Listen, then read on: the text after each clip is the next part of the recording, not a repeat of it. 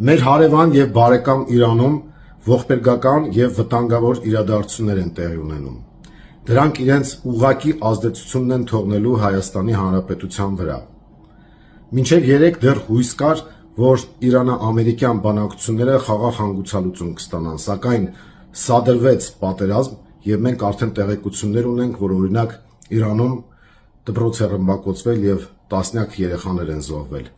Մենք մեր ցավակցությունն ենք հայտնում մեր բարեկամ Իրանին եւ ցանկանում, որ այս գործընթացները շուտապույտ եւ խաղաղ լուծման հանգեն։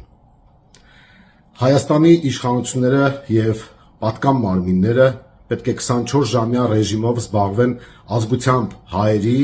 եւ ՀՀ այն քաղաքացիների խնդիրներով, որոնք գտնվում են ռազմական գոտում։ Ակնհայտ է, որ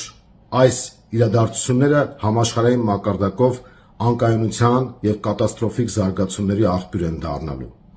Պատահական չէ, որ ՄԱԿ-ի անվտանգության խորհրդի արտակարգ նիստ է հրավիրվելու եւ տարբեր երկրների ղեկավարներ անվտանգության խորհրդի նիստեր են հրավիրում, որպեսզի անդրադառնան այս խորը ճգնաժամին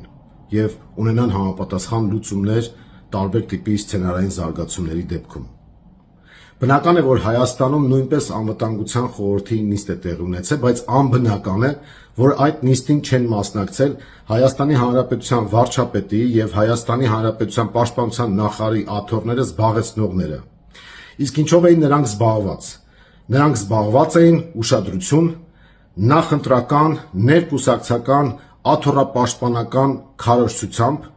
նախընտրական նարդիով եւ էժանագին պերաշկիաուտոցիով։ Սա եւս մեկ անգամ ցույց է տալիս, թե ինչ որակի իշխանություն կա Հայաստանում։